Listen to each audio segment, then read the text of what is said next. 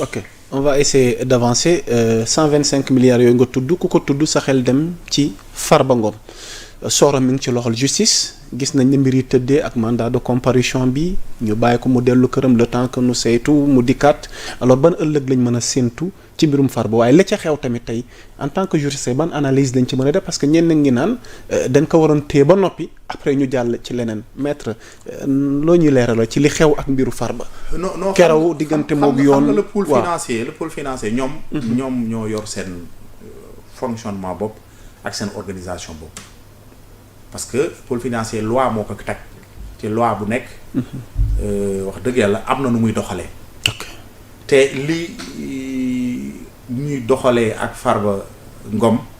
la dernière fois loolu c'est des prescriptions du code de procédure pénale en fait. am nit ki suñ la woowee ci yoon. juge bi am na la latitude jox la sa dossier yow nga demande ñu reporter ko. pour l'inculpation parce que bokkul inculpation bi c'est à part. parce que ce jour-là le juge mënoon na leen inculper Farba Ngom. il avait cette possibilité. waaw mënoon na ko inculper mais quand même. ces avocats aussi mën nañu demander à ce que ñu reporter l'inculpation pour ñu may leen ñoom aussi. puisque peut-être charge dafa bare wala dossier bi dafa bare ñu am le temps jàngat seen dossier xam li ci ne. aussi préparer seen aussi seen moyen de défense. loolu aussi yoon may na leen ko. man le cas de Farba aussi loolu laa koy inscrire kese. soo seetee d'ailleurs le premier ministre Ousmane Sonko. yaa ngi fàttaliku sa première inculpation. njëkk nañ ko convoqué. bu mu ñëwee juge bi recevoir que dans son bureau mu demander à ce que. mu dellu si waat pour que. ñu mën a def inculpation bi te noonu la demee bu mu ñëwee juge bi inculpé ko de placer sous contrôle judiciaire même dernière inculpation bu ñu koy placer sous mandat de dépôt c'était ça. dafa ñëw juge bi aussi jox ñu l'habitude à les avocats ne leen dem leen ngeen xooli dossier bi tout ça léegi soo leen xoolee ba pare après ngeen ñëw ñu def inculpation bi donc loolu possibilité boo nga xam ne loi bi moom et puis dama jàpp ni sax c'est normal parce que dossier bu toll noonu ak document yu si nekk pièces yu si nekk kenn mënu ko consulter si benn instant léegi nag loolu day laaj. avocats yi aussi concerté wu seen biir harmoniser aussi seen moyen de défense pour que jour inculpation bi su ko juge bi notifier les chargés les chefs d'inculpation yoo xam ne moom lañ koy toppee bu boobaa seen avocat aussi mën a taxaw défendre plaider ko souvent parce que foofu li ñuy plaider juge bi du àtte juge ba enquête rek lay def day ouvrir un dossier l'inculpation moom su xasee ba am li si topp mooy enquête dans le fond. mais avant enquête boobu dans le fond juge bi am na ñaari possibilité soit mu placer le sous mandat de dépôt soit mu placer sous contrôle judiciaire léegi nag bu boobaa avocat yi lu seen liggéey mooy wax juge bi kii kat il bénéficie lu mu tudd sax d'une garantie de représentation en justice sa mise en liberté nu mu tudd sax son placement sous contrôle judiciaire lu mu tudd sax n'enfreint pas la manifestation de la vérité. su ko juge bi xoolee jàpp nañ moom lu ñu ko wax doy na ko. su ko neexee mu placer ko sous contrôle judiciaire. nangu passeport am ni ko nag waroo génn Sénégal toogal fii. wala fekkee doy ko nag mën na ne man kat élément yi ma am. ak aussi pour bañ lu mu ay lu ñuy wax collision de témoins. xam nga loolu mën na am. yooyu yëpp pour bañ mu am. man je préfère ma jël ko yóbbu ko kaso bàyyi ko foofu en attendant enquête bi di continuer. donc loolu rek la donc ñoom nañu préparer seen ligne de défense en fonction les éléments qu'ils ont à leur possession parce que lu mu tudd sax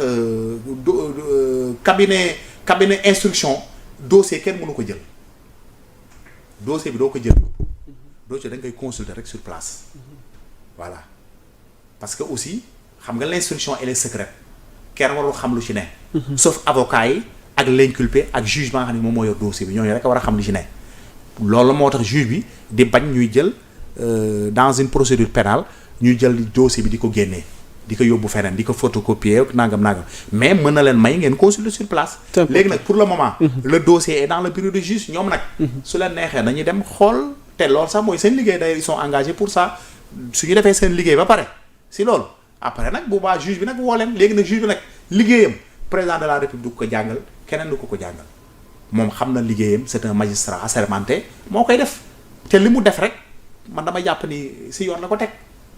ok ba keroog nag juge ba nga xam ne moom moo yor mbir yi di àtte.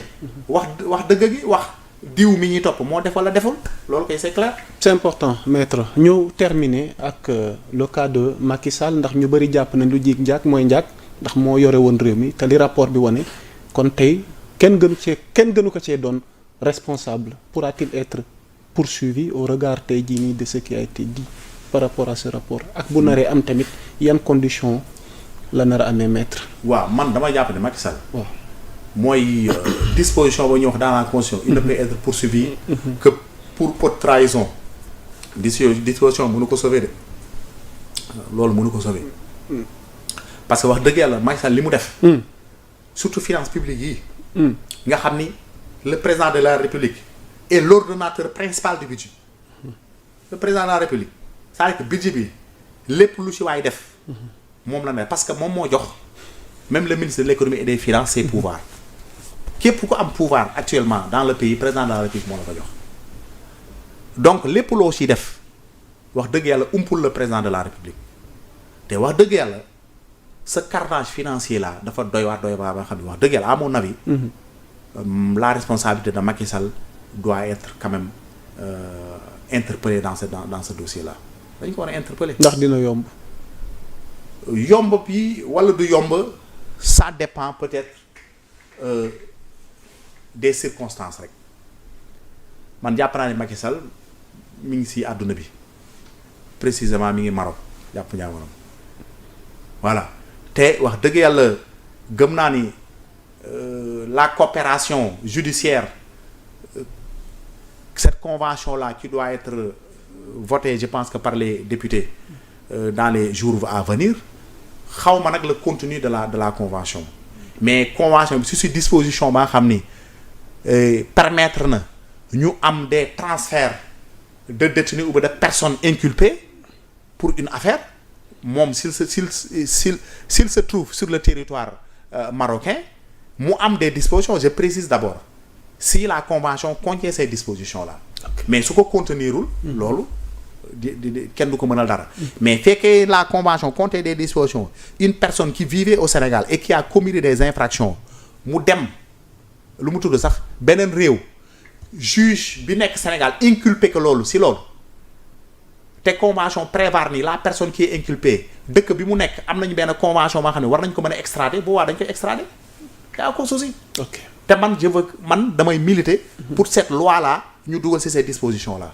ok pour que Macky Sall suñ ko inculpé pour des faits de détournement lu mu tudd sax parce que parce que le président de la République mënoo ko topp pour détournement mais mën ko topp pour haute trahison mais man dama jàpp ni c'est la Cour des comptes ce qu'il a révélé loolu haute trahison la c'est important pour man loolu je l'interprète comme une haute trahison keneen nag mën na ci am xalaatam wax dëgg yàlla chacun peut avoir sa propre interprétation mais man dama jàpp ni ces cas de détournement là nga xam ne Macky Sall au vu et au su du président de la République loolu haute trahison la te haute trahison su amee wax dëgg yàlla le président de la République mën nañu ko poursuivre te sur la base de ça man dama jàpp ni si la convention le prévoit mën nañu demander son extradition.